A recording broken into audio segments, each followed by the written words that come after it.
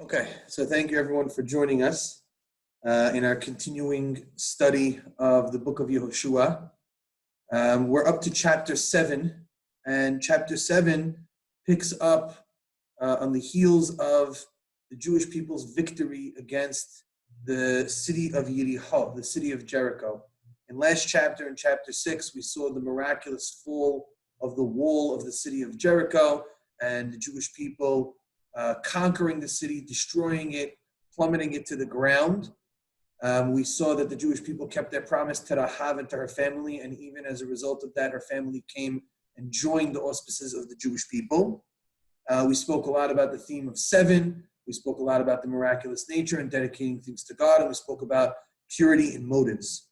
That last point is very important as we segue into chapter 7. We mentioned at the end of last class that Yehoshua made the Jewish people swear and levied a tremendous curse upon anybody who would rebuild the city of Yericho, who would take from any of its spoils. The Jewish people were forbidden to take any gold, silver, clothing, anything from the spoils of war that is normally open for soldiers to be able to take. And we explained that the reason behind that was that when a person takes from the spoils of war, calls into question his motivation for wanting to engage in that battle. The Jewish people's motivation was purely for the sake of God. Hashem had told them to conquer the people of Eretz Canaan, to destroy the idolatrous nations, and to rid the world of their corruption, and for the Jewish people to inhabit the land of Israel and to use it as their platform for emanating the mission of God to the rest of the world. And so the Jewish people's conquest of the land of Israel is not for their own wallet. It's not to benefit themselves financially. It's not to conquer more territory for themselves and for their own benefit, but it's to serve HaKadosh Baruch Hu. It's to be able for the Jewish people to have a place where they could set up a society according to the principles of God and radiate the messages and ideas of God to the rest of the world. And hence, if you start taking from the spoils of war, if you start benefiting yourselves and your own wallet from the conquests that are going on, it calls into question what you're doing. The rest of the nations now don't look at this as an ideological battle, but rather as a battle like any other in the ancient world, where one powerful nation wants to overcome the other in order to conquer its territory and to take its loot. And that's not what the battles of Eretz Yisrael are all about. And so Yehoshua was strong against anybody who would take from the spoils of war or rebuild the land of Yericho, the city of Yericho. And on that we pick up here in chapter 7 with the fact that one member of Am Yisrael does not follow suit, does not adhere to the guidelines of Yehoshua, and it causes devastation for the entire people. Let's read through some of the text in here in chapter 7, and we'll see what happens. We'll notice a few interesting things.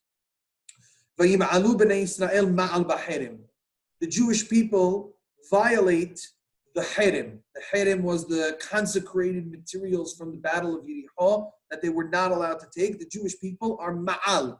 Me'ilah is the Torah's term for taking something that doesn't belong to you, something that is consecrated to HaKadosh Baruch Hu. It's a form of theft, but it's an even higher form. It's not taking something from another human being. It's taking something that belongs to God. Vayikach Achan ben Karmi ben Zavdi ben Zerach nematei Yehuda min ha'herem. A man by the name of Achan, who was the son of Karmi, the son of Zavdi, the son of Zerach, from the tribe of Yehuda, took from the consecrated material, and as a result, Vayihar af Adonai b'nei Israel. God became angered with the Jewish people. So, what happens here? Vaishlach Yehoshua anashim Yericho ha'ai. It's clear that the Jewish people do not know about this, right? So somebody took from the spoils and nobody knows. So they proceed as you would think that they should proceed. Yehoshua is ready to do his second battle of conquest. Vaishlach Yehoshua anashim Yericho. Yehoshua sends men from Yericho ha'ai to conquer the nation of Ai, Asher im Bet Aven mikedem lebet El, who are residing in a place called Bet Aven on the eastern side of Bet El. Bet El is famous for the place where Abraham Avinu and Yaakov visited. These are the places Yaakov went when he was running away from his brother Esav on his way up to Haran. And so that's where they are. Vayomer alehem lemon. Yehoshua says to them, Alu v'ragelu et haaretz. He tells them, go up and spy the land. Vaya'alu ha'anashim v'ragelu et ha'ay. And the people go up and they spy the land. There's extra sheets over there. So this is typical, this is standard practice, right? We've seen this a few times already, where Yehoshua sends spies to take a look. We saw him do it in Yericho. He now does it again for this city called the Ai. Vayashuvu el Yehoshua. These men come back from looking at the Ai's property. Vayomeru elav. They say to him, Al ya'al kol ha'am. We don't need everybody amongst the Jewish people to defeat the Ai. Right? Only Al ya'al kol ha'am ke'alpayim ish o kishloshet alafim ish. All we need is about 2,000-3,000 men. Ya'alu v'yaku et ha'ai. We'll go and we'll defeat the Ai. Al tiyaga shamma et kol ha'am ki me'at hema. Do not tire out everybody in the nation. The people of the Ai are an easy conquest. So we see a little bit of cockiness on the part of the Jewish people.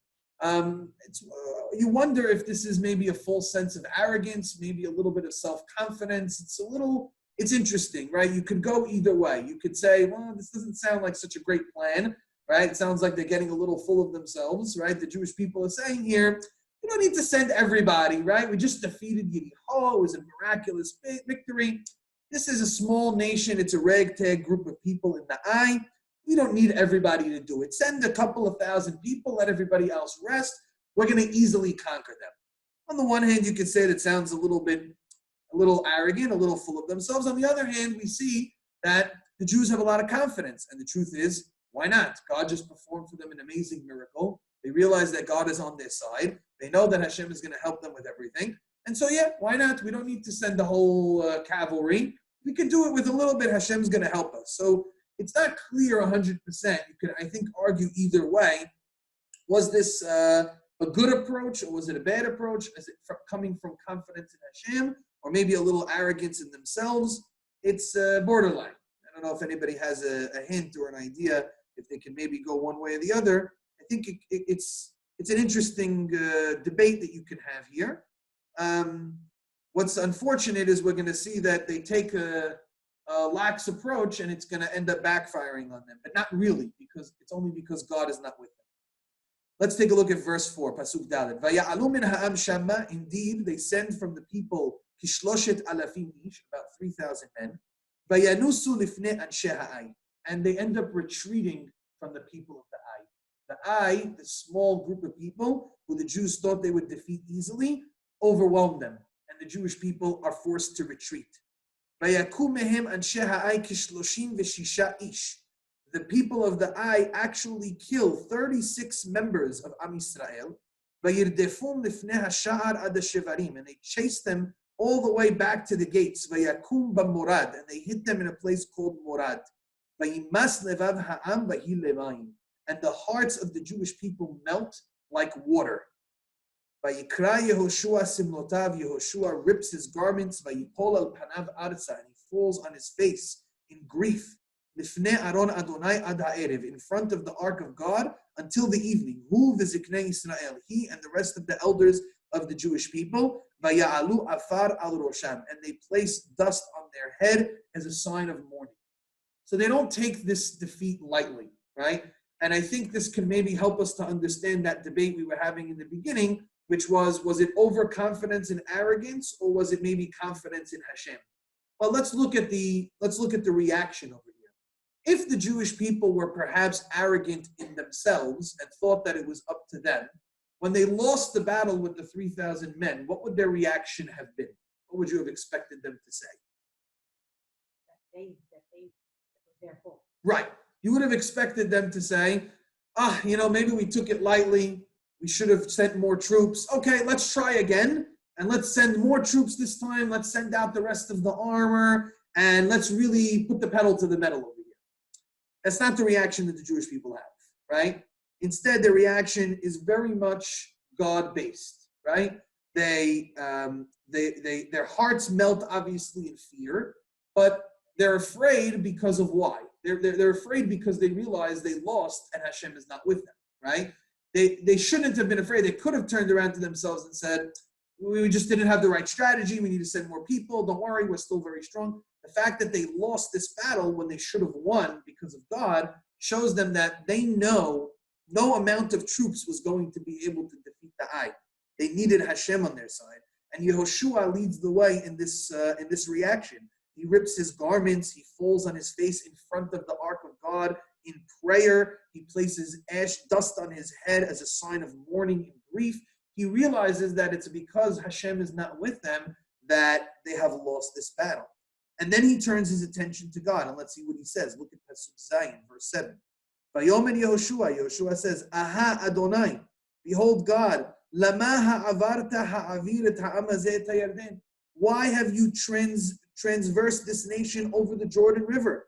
Latet otanu biyad ha'emuri laha'avidenu. What, to give us into the hands of the Amorites and to have us be lost and to abandon us?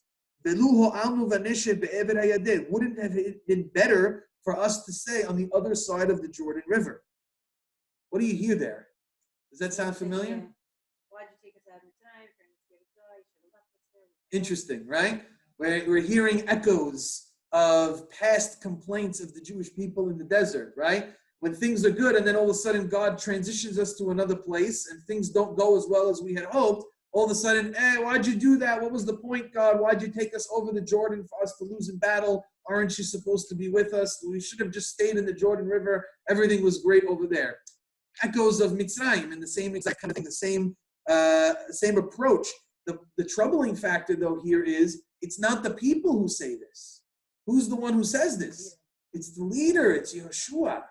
So this is a little bit troubling for us. It's one thing when the people sort of rise up like we've seen in the desert and say, Moshe, what are you doing? What's going on? Here it's Yehoshua who says it. And when the leader says that, you have a problem. We already knew what was going to be and how things work. Yeah, but it's bothersome because shouldn't Yehoshua be like the Moshe of that generation and stand up and have a different approach? He should be the one calming the people down. Instead, he's the one who's sort of arousing this complaining in the eyes of the Jewish people. Unless we say that Yehoshua had maybe a different approach. So yeah. Mm-hmm. Yes. When he's like at a loss for what to do. Yeah, Moshe does this quite often, right? He does it at the sin of the spies. He does it at the sin of the with the complainers of the man and Korah. He does it over and over again. So yeah, we're seeing an interesting mix over here from Yehoshua. Yehoshua is certainly his own man. We see him emulate his teacher Moshe in many ways.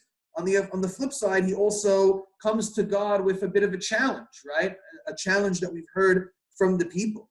Take a look at verse 8. He says, Bi Adonai, ma omar ahare asher hafach Yisrael oref lifnei oivav. What shall we say from the fact that the Jews had to turn their necks in front of their enemies? In other words, they had to retreat.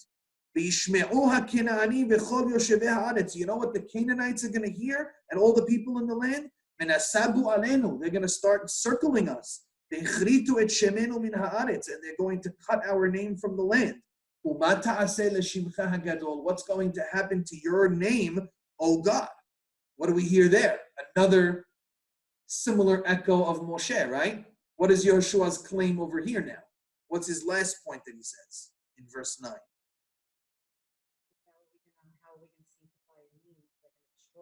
Yeah, this is God. This is bad for you. I'm not complaining for us. I'm complaining for you. This is similar to Moshe Rabbeinu's argument when God says, I want to destroy the people. I want to destroy them after Chet HaEgel. I want to destroy them after the sin of the spies. And what does Moshe say to God? God, what will the Egyptians say, right? They're going to say God couldn't do it. He didn't have enough power. That's what Moshe says. That's what Yehoshua says here. He says, you know what the Canaanites, the rest of the nations are going to hear when they find out that we lost this battle to the people of the Ai? They're going to start, oh, wow, the Jews lost the battle, right? Until now, we know what the feeling of the people of Canaan is, right? They're the ones whose heart was melted. Rahab said, we know you're going to come in and conquer. Nobody wants to stand in front of the Jewish people. It's a foregone conclusion that Am Yisrael is going to win. Says Yehoshua, we have this aura about us, and now we lost this war. That aura is going to completely go away. the rest of the nations are going to strengthen themselves. They're going to say, wow, we can do it. Just like the I beat the Jewish people, we can beat the Jewish people. And now what's going to happen to your name, God? Your name is going to be desecrated in the eyes of the rest of the people, as the Jewish people didn't have enough strength to do it. Their God took them over the Jordan, did all these miracles, and then left them. And the Jewish people were stranded to die at the hands of the rest of the Canaanim. Yeah, go ahead. The original sin was that they took from the spoils of war from the previous battle in Yericho. And really, it's interesting. The pasuk opens, and we'll harp on this in a minute. Vayima'alu b'nei Yisrael. It says the Jewish people took from the consecrated materials. But in reality, what's the next line? Vayikach achan. I'm back in verse 1. One man really took from it. It wasn't all the Jewish people. It was one person who takes from it. Yet the text portrays it as if the whole nation took and ransacked Yericho despite Yehoshua's instruction not to. It's not really the case. Only one person took. And so we, the reader, are privy to information that the Jewish people are not privy to. We know that one man took from the spoils of war against Yehoshua's instruction. The Jewish people don't know that. They fight a battle without God's presence because God has left them due to that sin. And we know how to connect the dots, but the Jewish people don't understand what's going on here. Why is this happening? What went wrong over here? Reminiscent of circumcision, like a covenant between Bnei Israel and Hashem, that they broke that covenant, as if it's a global thing. I'm saying the fact they use the word Vayimalu.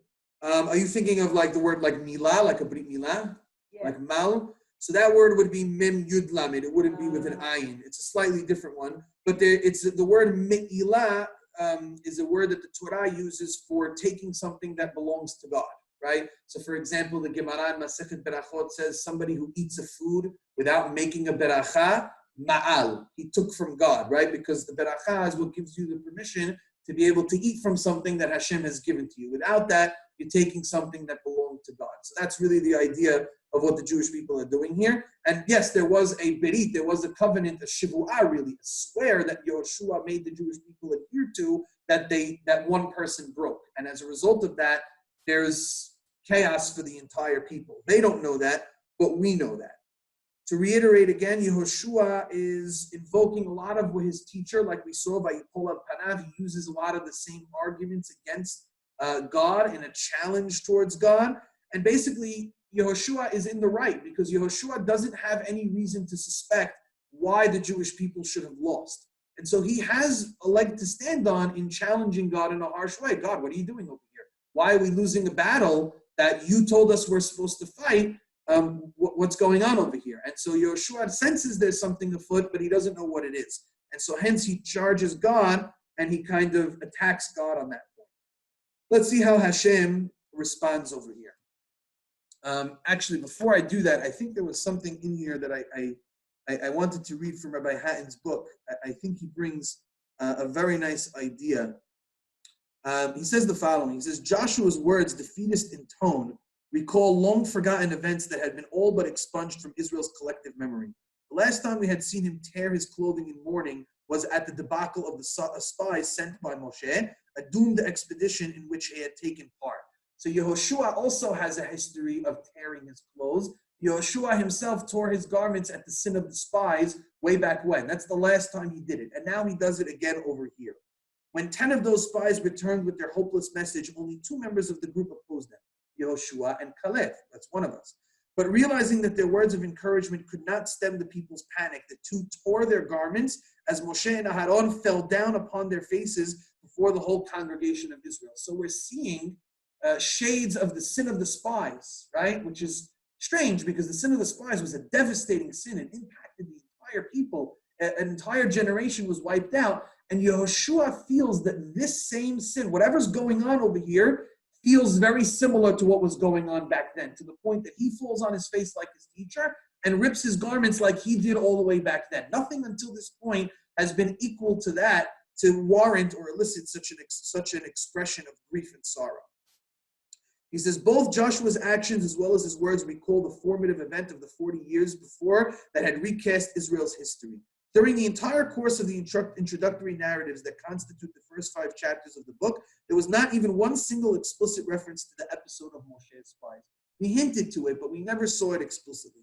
This is in spite of the fact that so many of those introductory episodes were unambiguous analogs of Israel's earlier failures. It is almost as if the grotesque phantom of spies, sublimated, submerged, and never entirely overcome, had to be confronted one last time in order to finally purge it from the national consciousness forever.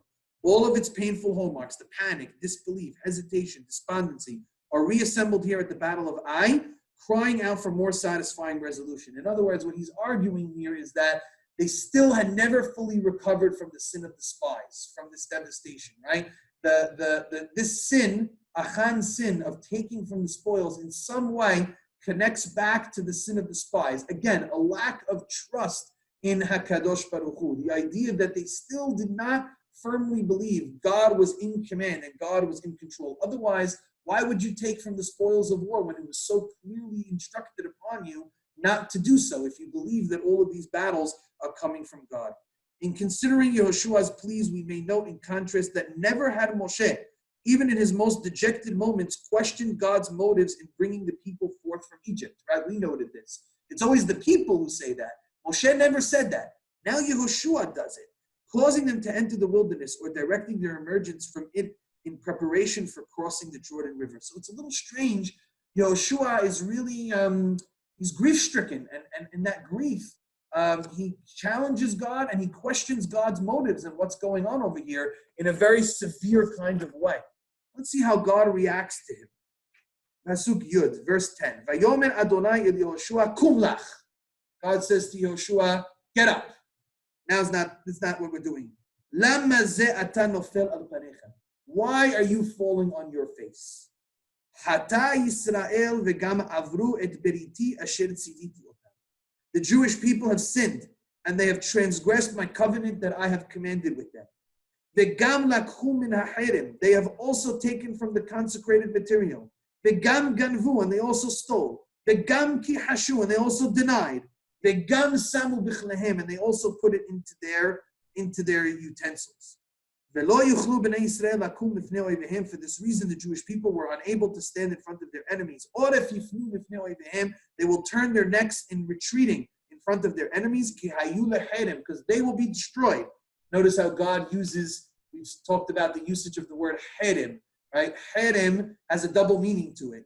Herem means to be consecrated, right, and separate and distinct, but it could also be used in the term of destruction, to be destroyed and obliterated. So he says, the Jewish people took from the herem, they took from the consecrated material, therefore they will be leherem, they will be destroyed as a result of their sin. God uses the same word to kind of poke at them. It's a very ironic literary usage over here. Lo osif mihiyot imachem. I will not continue to be with you, God says. Im lo tashmidu haherem mikirbechem. Unless you destroy the herem from amongst your midst. So, pausing here for a minute, God immediately turns to Yehoshua and says, Yehoshua, your reaction is not warranted. You are missing out on something that your teacher Moshe understood intuitively, which is that if I'm not with you, it's not because I don't want to be with you. It's because you have done something that has precluded me from remaining in your midst. Hata Yisrael. And so Yehoshua tells him, Kum, get up. Not the time to stand on your face. Now's the time for action. Look around. Analyze, assess your people. Something went wrong, and it's your responsibility to figure that out. And Yehoshua should have come to God and say, God, what did the people do? What did we do to warrant this? Not, why are you doing this to us? What is our responsibility? That's what God is subtly correcting over here in Yehoshua's perspective. In Pasuk Yud Aleph, there's an interesting little idea. Read Pasuk Yud Aleph 11 for a minute and tell me what word repeats itself over and over again. The word gam. So what do you think that means? Look at, he says, the Jewish people, Hata Yisrael, the Jews sinned. V'gam avru et briti. They also transgressed my covenant. V'gam lakhu min haherem. And they also took from the consecrated. V'gam ganvu. And they also stole. V'gam kihashu. And they also denied. V'gam asu bichlehem. And they also took into their utensils. Why is the word vegam repeating itself so many times? It sounds a little bit like it's not, right? First of all, everything's in the plural over here, right? God does not single out any one individual. He speaks in a pluralistic format. That's number one, right? And number two, he seems to be heaping on, right? One on top of the other, on top of the other. In other words, it sounds a little bit like God is saying, it's more than just taking from gold and silver. It's not about that necessarily. It's about the implications of what this represents. By you taking from that, chata, you did the wrong thing. You didn't follow my instructions. Avru et beriti, you transgressed my covenant that we had. The fact that we have a relationship, when I say something and I give an instruction, you follow it. And that's the end of the day, right? That's at least a base level of where we're working at. But more than that, he says, you also took from the harem, you stole, you denied, you did it in a cunning way, you did it in secret. It's almost as if you thought I wouldn't know. You thought that I wouldn't figure it out, that you can get away with it in a hidden way. Your lack of emunah and your lack of understanding of God made you feel like you could do something in a hidden way and I wouldn't notice it. It's almost as if God is saying to them, I would have rather you have just did it out in the open than to try to do it behind closed doors and pretend like I don't see, right? It's an interesting theory, right? The rabbis talk about this a lot. They say, there's a rule in the Torah. I'll give you the rule. If a person robs somebody out in broad daylight, right? You're talking about Baba Mahteret, exactly, right? So if a person robs someone out in broad daylight, his responsibility is to return the item, right? That's it.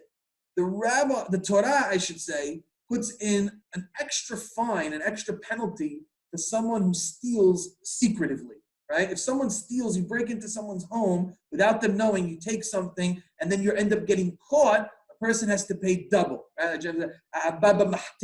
Right? And says the Torah, says the Rabbi, I don't understand. Why is the guy who steals privately has to pay double, and the guy who steals out in the open, he doesn't have that punishment, he doesn't have that fine? That doesn't seem to make sense, right? Most of us would say it's much more egregious to steal out of broad daylight. What? Exactly, right? The guy who steals in private is saying, I fear man, but I don't fear God. I think I can get away with something. I don't want anybody else to see me, but I'm okay with the fact that God's here. The person who steals out in broad daylight, he says, I don't care about anybody. God, man, doesn't matter. I'm my own person. So at least he's being somewhat honest. It's a terrible thing to do, no question about it. But at least he's being out in the open, right? He's not being hypocritical to a certain degree.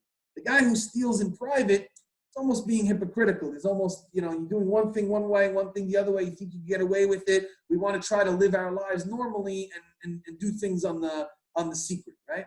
And so that's what God is almost saying to them. God's saying, I would have much preferred you just said, God, we're taking whatever we want and that's what we're doing, right?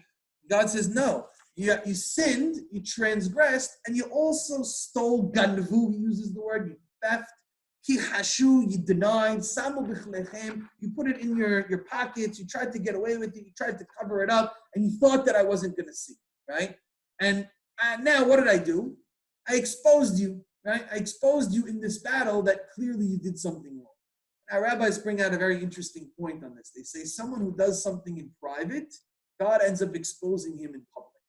When you steal something in private, you think you got away with it, God will find a way for that person for his sin to get out into the public eye and for people to notice it from them. So God says, nothing remains hidden from me. And if you think you could hide it from me, I'm going to show you that it's going to end up coming out into the public eye. And so I think that's the idea behind piling on and adding. God is telling him, it's not just what you did, it's also how you did it and how you tried to cover it up and how you thought I wouldn't notice and you thought I wouldn't expose. It's all going back to that same idea of a lack of faith and understanding about how this relationship between the Jewish people and God seemed to work together.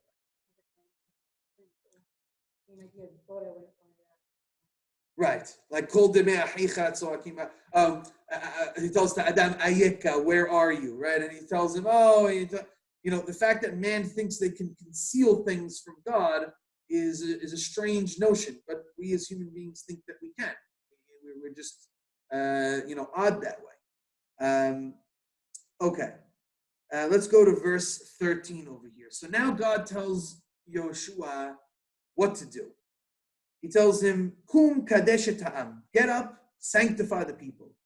Again, we've seen this term many times before. We saw it before the Jewish people were ready to cross the Jordan River, that kadesh sometimes means to prepare yourself, right? Kadeshu ta'am means to sanctify, but also mentally get yourselves ready for what is going to be a formidable event. Ve'amarta, tell them, Hitkadeshu lemahar, sanctify yourselves. Kiko amar Adonai Elohim Israel, Herem bekirbecha Yisrael. For this is what the God said: there is consecrated material amongst you. Lo tuchal lakum mifnei oyevecha ad hasirechem haherem bekirbeichem. You will not be able to stand up in front of your enemies until you remove it from your midst. V'nikravtem baboker leshiftechem. You're going to approach in the morning all of the heads of the tribes. V'haya hashevet asher yilkedenu Adonai. It will be the tribe that will be captured by God. They're going to really perform a lottery over here, basically what they're saying. He's going to line up the 12 heads of each tribe. He's going to pick a lottery, and it's going to fall on one of the tribes. And whichever tribe he says it falls on, uses the word yilkedenu, which means literally to capture or to separate. Yikrav la mishpahot. Then they're going to have the families of that tribe approach. And then they're going to do a lottery to see which family it is. And whichever family it is, Hashem tikrav labatim. Sorry, the family which God will separate out, tikrav labatim. Then you need the individual, basically we're going down the road. So we have tribe, then each tribe has maybe subcategories, then each families, bigger families, then you have homes, smaller families. So we're trying to narrow in on where the culprit is. And whichever individual family is pulled out by God, we're going to take the males from them. The assumption is that a male took from it because the males were the ones who were in the army. They're the ones who were exposed to the spoils of war. The one who it falls out on, he will be burnt at the stake. He and everything that belongs to him. Because he has transgressed the covenant of God and has performed an abomination amongst the Jewish people. That's heavy-duty Torah stuff, right? Nevala is a word that we do not see very often in the Torah. An example of where right, so nevela is like a disgusting thing. Nevela and terefa are types of kosher animals, right? Where does the Torah usually use the word nevala in context? I'll give you a hint. Story about Yaakov Avinu. Something happened to one of his children that the Torah describes as a nevala asu Israel. But what was the nevala though? It wasn't the killing. Before. It's part of that story, but the Torah describes the nevala as the raping of Dinah. That's the nevala. What makes them so incensed and so angry, the Torah says, is nevala asa bebat Israel, that an abominable act was done with a daughter of Yaakov, v'chen lo ya'aseh, and no such thing shall ever be done again. They couldn't tolerate an immoral act being done to one of their female members. So it's almost that the word nevala, like disgusting, abominable, is used and reserved for things like avodah zarah, for adultery, for corrupt type acts, and it's being used over here in the sense of simply taking something that didn't belong to you, which seems a bit extreme, but when you think about the catastrophic consequences of this action, and we have to talk about why God is so incensed and so angry at this, and the Jewish people in general, we note that the word nivala is being used here. It sends up a flashing light, a radar for us that, wow, this is an intense act that was being done. This is not just you took something that you shouldn't have taken from. I think about it like this. I like this analogy. I was thinking about it last night. The movie Aladdin, right? When he goes in to get the lamp, and the cave tells him you can't touch anything else, and they touched something else, and the cave that's it. You touch anything else, it's going to be the end of you, right? We have to understand why. Why is it so terrible, and why is it nivala? Now, what's interesting is that, let me ask you a question. You're a member of the Jewish people. Yehoshua now gives you this instruction. He tells you tomorrow, get yourselves ready. God's going to do a lottery. He's going to find out who it was. What should happen at this point?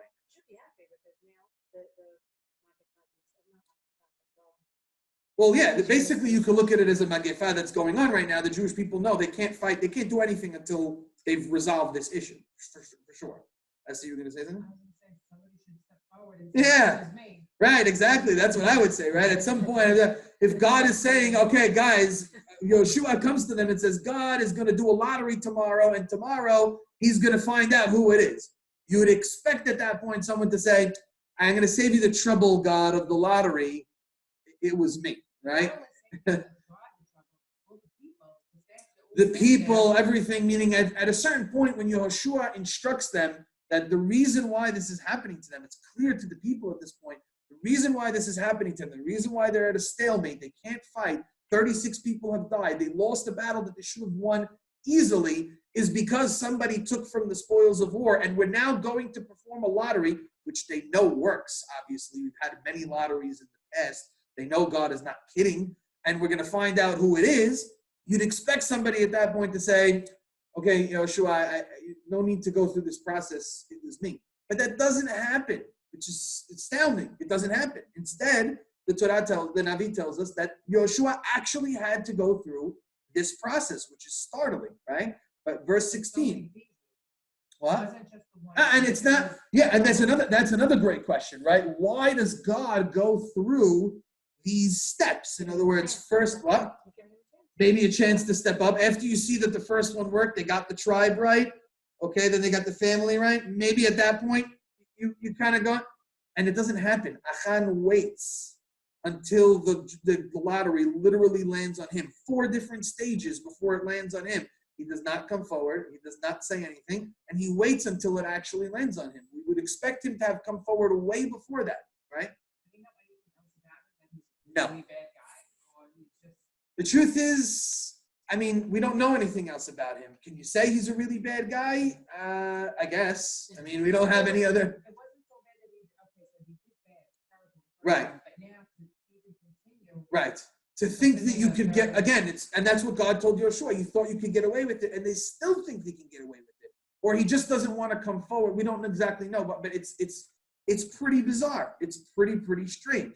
The question that you could ask now is, so you answered it already, but I want to maybe give a different answer, is why does God go through all these stages? So you guys said that God wanted to give opportunity for Achan to potentially confess. That could be one answer. I'm going to go in a little bit of a different direction as I continue. Okay?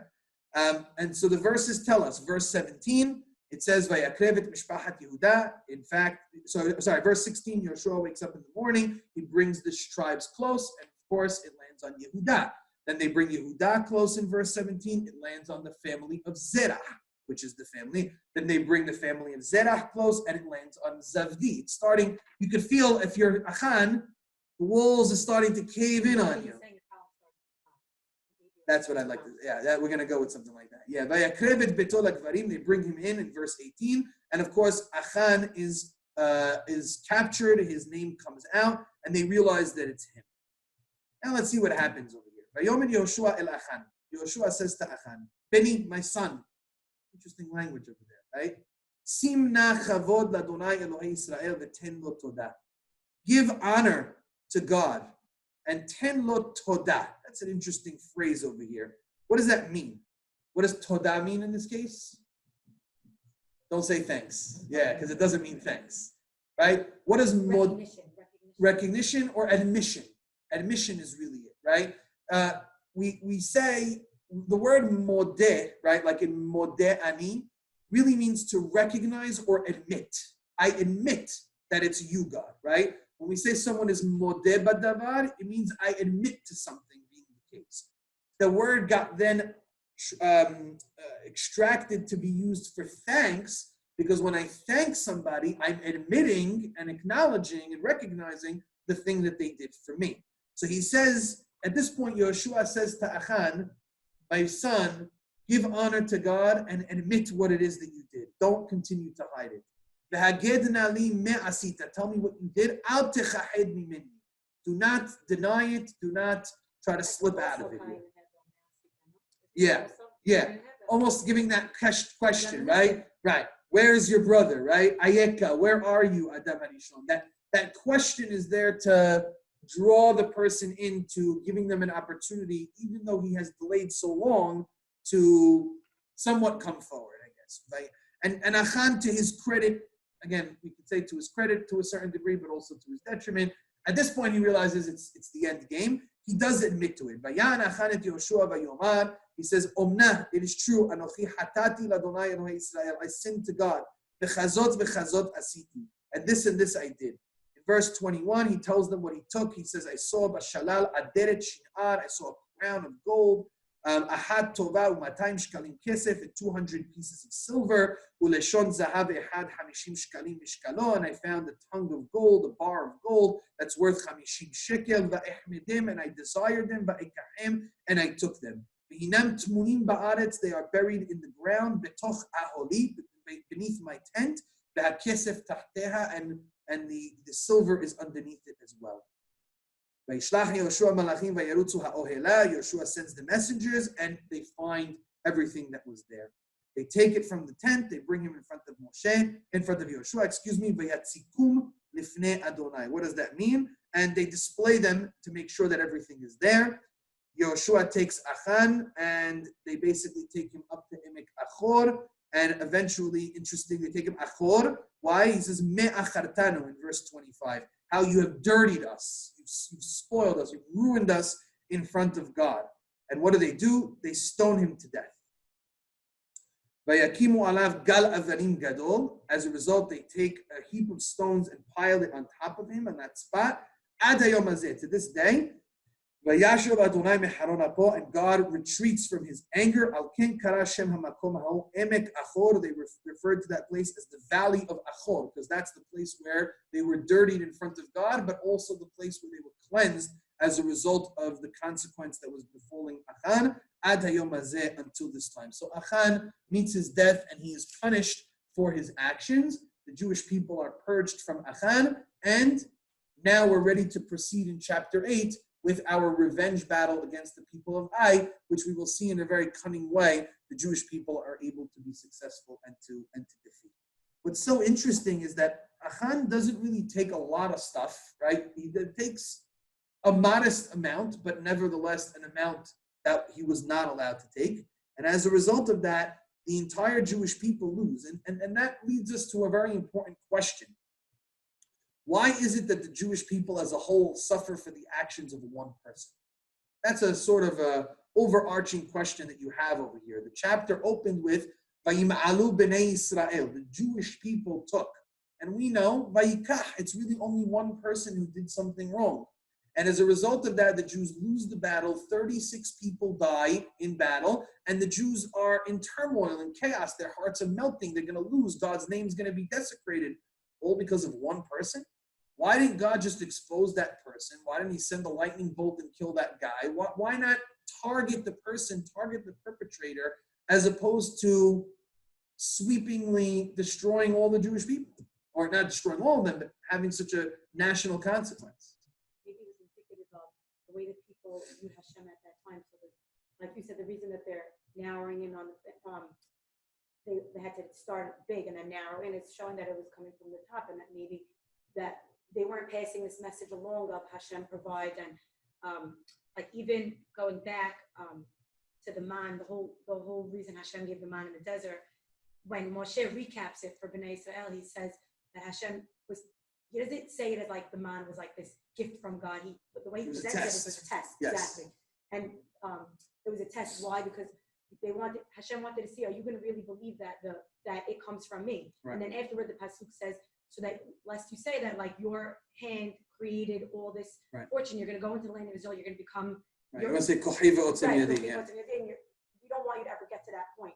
So that was why they had the mind. So like the problem is that they got to that point. They were getting to that point where they were starting to think it was their own efforts that were bringing about what they see in front of them, and they were losing that emunah. Like I'm saying, the Chet of the Meraglim was the same sin. Like you didn't believe that it came from Hashem. Yeah. Even Cain and Abel, you could argue it's the same sin. He didn't want to give his best fruits. Why? Because mine. I don't want to give my best fruits. Right. It's that whole thing of not believing that it really comes from God. Yeah.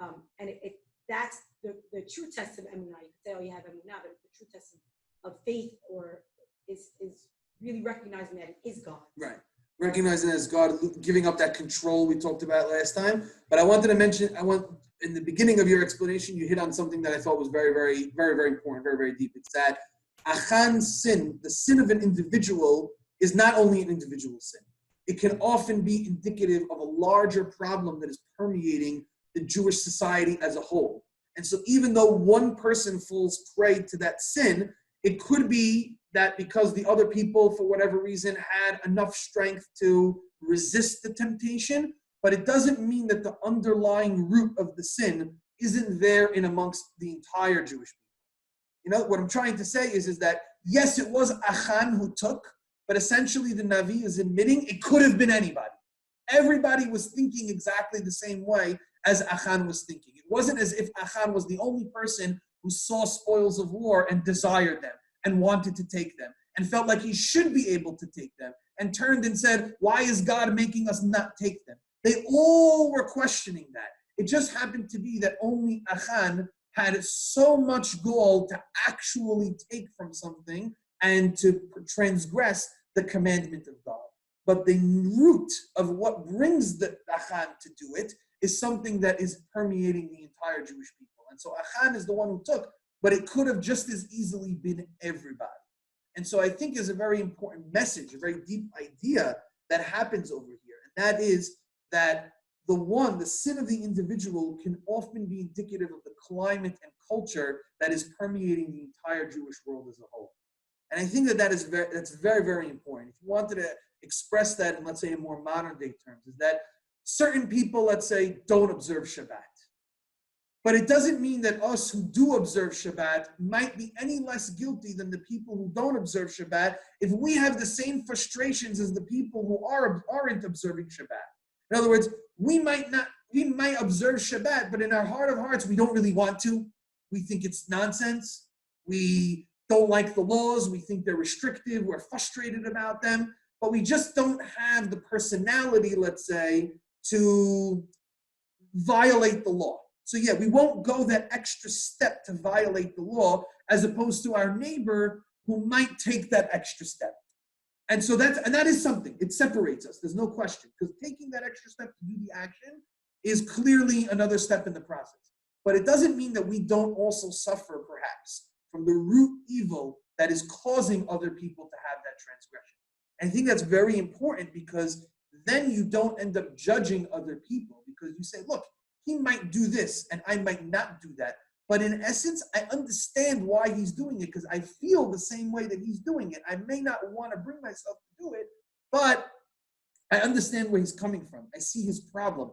And so we as a collective need to learn how to undo those roots, how to change that culture that is underlying some of the problems that might be plaguing certain individuals and not the whole group, but it's a responsibility of the entire group to clean it up. And that, to me, is the key idea of what the rabbis mean when they say, Kol Yisrael arevim ze lazeh. All of Am Yisrael are responsible for each other, right? What does that mean? That's basically the principle that's coming out over here, is that, yes, the masses are responsible for the sin or the individual actions of the one. Because if he can sin, it means there's a root here that we as a whole culture have not cleaned up. There's something permeating us as a unit that is allowing him to be able to do that kind of action. And it's indicative of something that we ourselves might be feeling or doing or permeating in our culture that we as a unit have to clean up. It's not just one person that's doing it.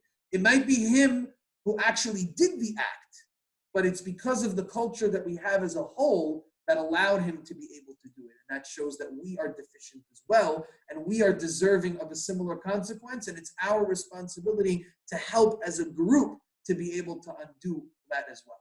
And Esther, that goes back to the point that I think you mentioned, you mentioned it, the idea of the steps in the lottery, because it's a top-down process, right? The reason why he goes to through the steps is because if God just singled out Achan right away, what would everybody have said? It's just him. Okay, we took care of the problem. It was one guy. We got him out. Everything else can go back to normal. Says God, no, you misunderstood. First, there's a tribal problem. We have to identify the tribe. Then from the tribe, there's families. And then from the families, there are private homes. And then from the private homes, there are the men within those homes. And then from the men, there might be one perpetrator. But if the trickle-down effect did not happen that way, that one person would not have done. If the top-down would be much stronger, if the messages would be better, if the education would be top-notch, if the way the culture is going from the top down would have been stronger, it prevents the individuals from doing those kinds of actions because the culture is embedded in a way where the individual knows he's not going to go ahead and sin. He's not going to go ahead and do something because we're all in it together. We know that there's a responsibility for each other. So I think a few lessons that we learned over here from this chapter, we did a lot over here today looking at Achan and his sin. We talked a lot about the idea of concealing the sin and emunah and understanding how we bring God into our midst, recognizing that when terrible things do happen, calamities strike, it's not because God is at fault, it's because we haven't done enough to bring God into our midst and to have him there. And as a result, we have to introspect, we have to reflect, we have to look at ourselves.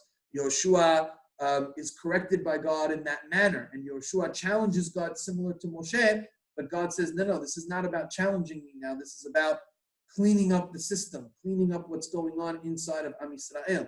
And hence why God is so broadly damaging to the Jewish people, because he's identifying that it's not just one individual. Yes, it was one individual who took, and his consequences met, and we read about him.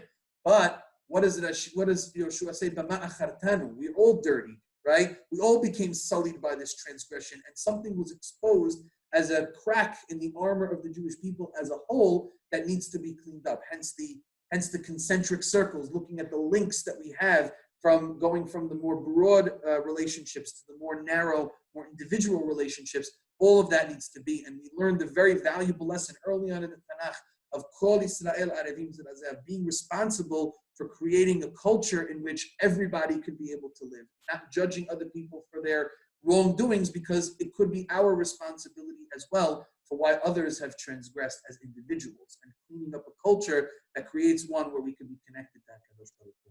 So hopefully those lessons are things that we could work on. We could take them and apply them to our everyday lives. If there's any questions, comments, things to add as we take a look. Yes. Different topic. Totally different, yeah.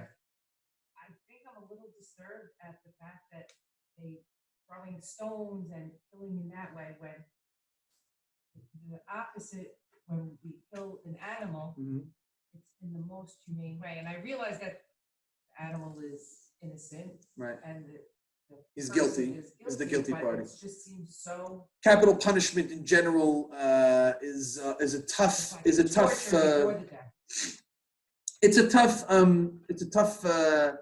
idea for the modern day ear to contemplate.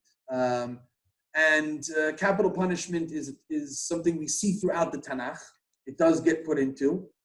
It's worth noting, that the capital punishment here is being ordained by God. We know that Yehoshua is not acting of his own volition. We know that it's being ordained by God. There was a confession. God requires this of them. And if anything, Achan here in his death serves as a warning signal to everybody else. Hence, they put the rocks on his place of death to serve as a sign for what happens for the individual towards everybody else. We talked a lot in previous chapters about the symbol of the rocks, right? Previously, we had the symbol of the rocks when the Jewish people crossed the Jordan River to remember the great miracles of Hashem. Well, sometimes there's also the negative side of that, where the rocks are there to remember the darker parts of what goes on and how to avoid those things as well. So there's always beracha and klala, remembering the highs and also remembering the lows, and having that serve as reminders for us, both in a loving sense of God and in a fearing sense of God. But certainly capital punishment is a difficult one for the modern day ear to be able to hear. We don't relate to it as much. We find it to be, what's going on over here. It's overly harsh. This one's happening from God. Certainly rabbinic capital punishment is much more challenging to deal with. It's also much more challenging to invoke. It's almost impossible according to the Gemara. So we'd have to probably save that discussion for another time. Here, we're not trying to have mercy on Achan. That's the point. Achan's actions caused, just think about it this way.